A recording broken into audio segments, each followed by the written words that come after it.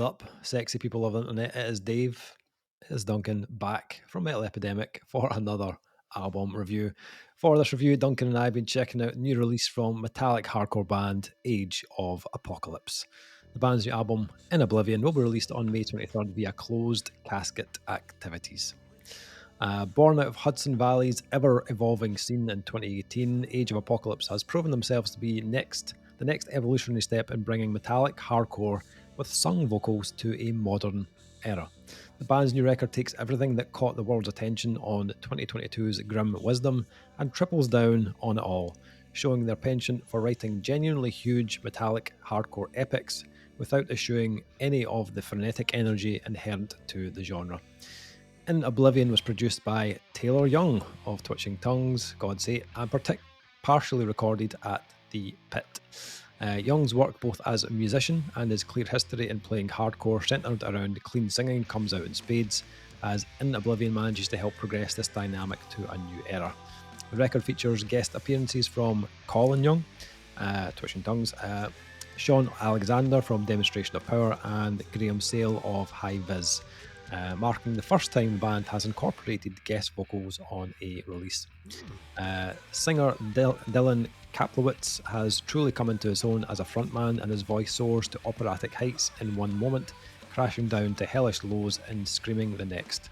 Opener Mortal Coil shows Kaplowitz standing comfortably next to what Steele and Jenkins were doing in the 90s, while bringing his own flair and emotive ability to the forefront. The rest of the band flourishes equally as Jack Zeke's riffs blend together everything from Stigmata, Section 8, Randy Rhoads and Paul Gilbert into a singular, thrilling sound. While many have tried and failed to bridge the gap between clean vocals and hardcore, Age of Apocalypse have taken the throne as modern masters of the sound.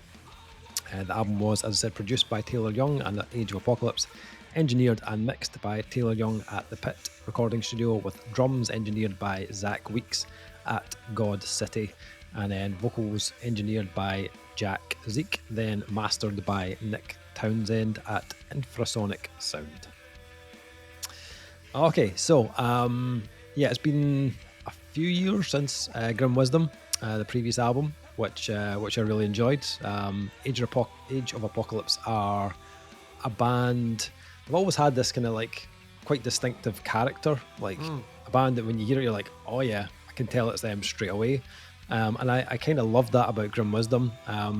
It was like a clear step up from their debut, which was called The Way, both in the kind of the songwriting and the production. And you kind of hear that refinement they'd made between those releases, and it was quite a big difference between the first album and the second album. We didn't review the previous album, but I would have probably scored it fairly decent, like a 3.5 or 4 probably.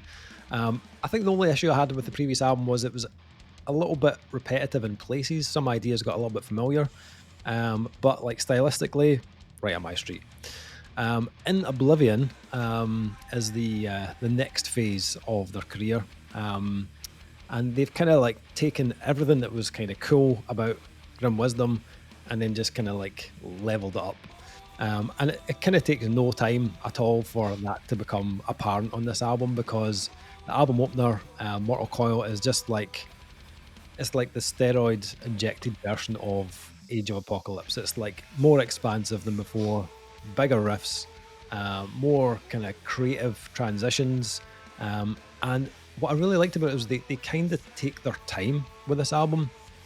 They don't jump the gun at all, and I think this is one thing this album really benefits from, because Age of Apocalypse have kind of put more focus on building a track, not shooting their load a little bit too early, if you taking a little breath, when it needs it, and it makes this so much more rewarding to listen to, even when it's a track like Maximum Suffering, which is like 2 minutes 12 seconds. Well, I was about to say, like, the way you're sending it, like, the way you're kind of setting this up there, the average listener might be saying, is this 35, 40-minute album? No. Old. No, these tracks are to the point. And you'd think this would be like a track like that at 2 minutes 12. You think like that's going to be a foot to the floor, like lay everything to waste type track. But they open the track with this kind of like slow build of clean pick guitars, and then there's these kind of big kind of stabbing chords and drums coming in before they kind of ease you into this kind of mid-paced groove for what, about 8 bars or something. And then as you get closer to the second minute of the track, they then crank the dial and push the speed, push the intensity a bit more, and then they finish on just like this big, huge, crushing riff.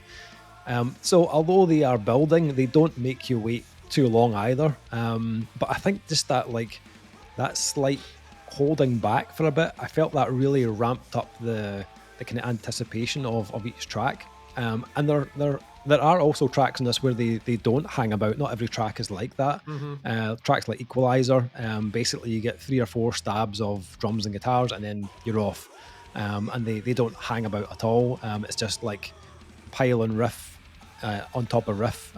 But as you go through the album, it's never the way they kind of build up on their riffs. It's never in a way that kind of devalues the kind of composition of the song. Like they still have these tracks still have clear verses and choruses. Plus they still have these little extra, surprises that they throw in just to put a little smile on your face. Some of the breakdowns on this are so fucking cool. Like there's a riff on Gilded Hatred, I think the track is, and it drops into this kind of like slow, kind of chuggy, kind of headbanger, but it's bolstered with these like kind of death metal-esque growls. It's so good, man. Like I just like as soon as that happened, I was just grinning, just smiling from ear to ear. And I think that's something this album has plenty of, like those big moments. I think the last album had like a handful. This album gives you them in abundance. Like there was multiple moments on each track that I was just like, yes, this is fucking exactly what the doctor ordered. Unsurprisingly, a lot of them for me were vocally. I think like if you thought like Dylan's melody on Grim Wisdom was good, then like prepare yourself for the kind of the next level of him. He is just pushed his vocals to another level here, so much bigger. Like, and not what's cool is it's not just a repeat of the previous album. He's pushing his voice into new places, different ranges. He's also been a bit more creative with his choice in melody. The harmonies on this are fucking outstanding. Like, just so many cool kind of layered up vocals on this. The memorable hooks on this, again, constant throughout the album. And not just in the choruses. Some of the melodies in the verses are like just as catchy as they are in the chorus.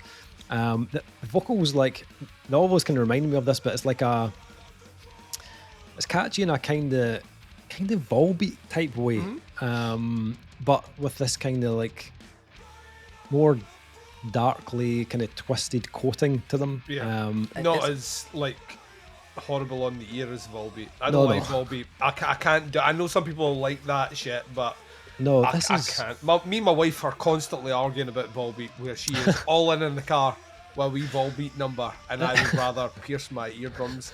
Like he has the kind of, his voice captures the same space, but it's better to listen to. Yeah, I kind of liken it to. It's kind of almost kind of Doom-like.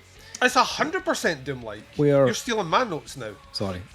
It's got a hook, but it's also ominous at the same time. And that's where I kind of feel there's like a kind of Doom comparison there. But there just seems to be so much more confidence about his delivery on this. Like he's not holding back or like trying to stick within a certain region. He's got much more comfortable with his ability on this album, and that's allowed him to be more adventurous with his range of melody and his screams as well.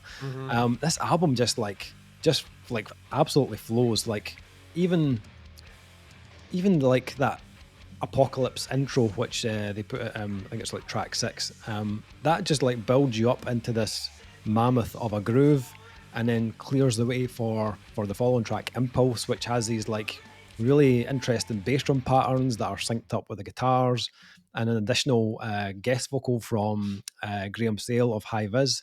And the guest, the choice of guests on this is really good. Like they've obviously never gone down this route before, but those extra kind of tones, they just add more distinction to those tracks. I think the Graham Sale edition on Impulse, it works especially because He's obviously a British band, so they've got a kind of English accent, and I think that stands out on the track. His tone's obviously very different to Dylan's, but they both kind of complement each other in a really cool way as well. Production of the album is fucking awesome. Taylor Young, obviously. He did the previous album as well, so there's a kind of continuity of sound there from the previous album into this one. I actually think this one is slightly punchier, a little bit brighter in places. It's not, it's still not polished. It has that kind of earthy, kind of organic quality about it, but I feel like this does sound bigger than before. There's also a couple of cheeky, low-key bass drops in there as well, which I don't remember hearing on the previous album. So, like, it's cool to hear that it's not just the kind of songwriting and the performance that's elevated on here. This is probably the best production they've had to date. Killer tones on the drums as well, which makes me very happy.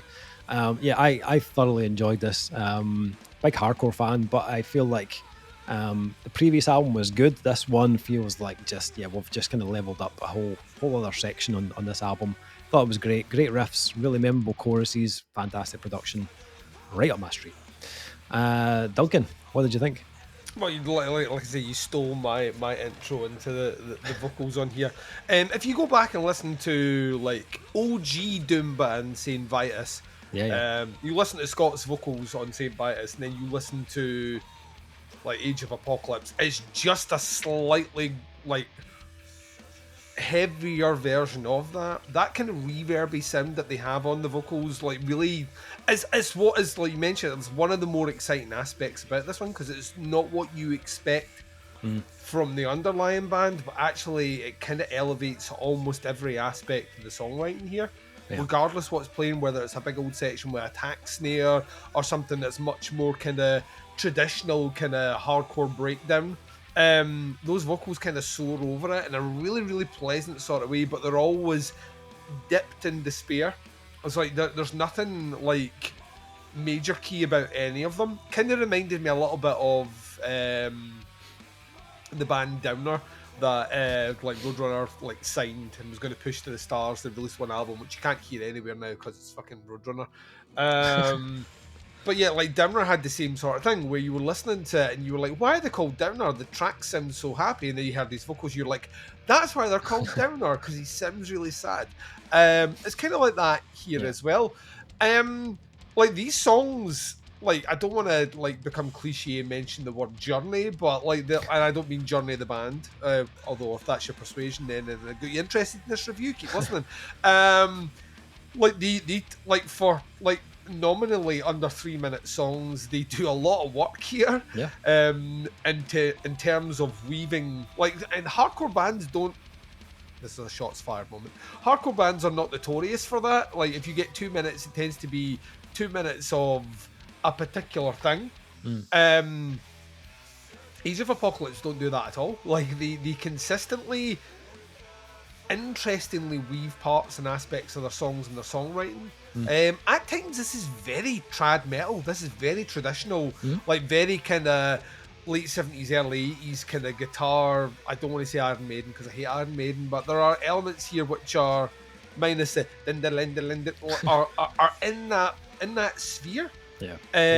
But like those punchy fucking drums underneath it remind you this is a hardcore album all the way right through it. Like as like at any section here, just that snap of the snare drum or that punch of that bass drum, which have not been fucked with in the most delightful way. And the riffs are like really versatile. They will switch from kind of punky, kind of hardcore, and like I say, traditional metal into those doomscapes that are kind of fucking amazing.